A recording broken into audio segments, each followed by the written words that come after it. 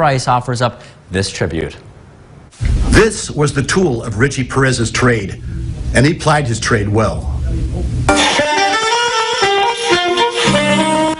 If you've spent an evening or two in the lounge after dinner at one of Bakersfield's finer restaurants, Mama Tosca's, Cafe Med, Casey's Steakhouse, you've almost certainly seen him play. The slight but nattily dressed man with the fedora and sunglasses. Richie Perez, tenor sax. Perez died this week at 87 from complications of COVID-19, according to his son Mitchell, bringing an end to a career in entertainment spanning an incredible 70 years. Richie Perez, born in San Angelo, Texas on September 23, 1934, the same day he was proud to note as jazz great John Coltrane, came to Bakersfield with his family at age 9 as part of a latter-day Dust Bowl migration. He took to the saxophone as a teen and became determined to master it.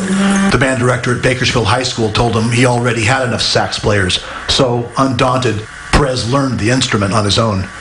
His first gig is what is now the MLK Center on East California. His pay that night, $0. At 15, he auditioned for blues legend Muddy Waters in a Bakersfield motel room for a show that night at Rainbow Garden, and he got the gig.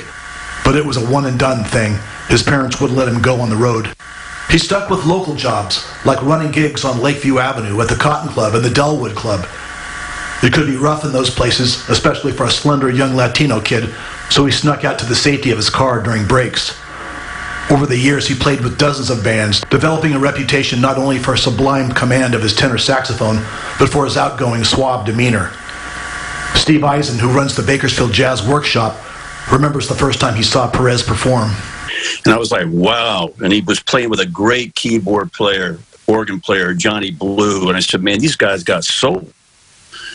Bakersfield, yeah, there's jazz here. They knew Perez well over at California Keyboards, where he had his horns tuned up and repaired and bought reeds. Owner Ed Tomlinson said Perez had an old school style. He played like nobody in town. A lot of people play, with a real harsh attack. He was one that was really cool. When he played, fa-fa-fa-fa-fa, the old style. He was also known for his impeccable dress. Tailored suit, flashy tie, fedora pulled down low, dark glasses. He was particular about his carefully cultivated look. His longtime friend Fred Sanchez bought him a snazzy polka-dotted tie in New York City, but noticed he wasn't wearing it. And then, several months go by, and I ask him, hey, Richie, I never see you wearing that tie I bought you. And he says, in his normal tone, he says, wasn't happening, man. Perez lost his wife of 65 years, Lupe, last October to cancer. They had 7 children and 27 grandchildren. He was a memorable character in this community where we live. Robert Price, 17 News. And services for Richie Perez will be at 10 a.m. Saturday, March 13th at Basham Funeral Care on Niles Street.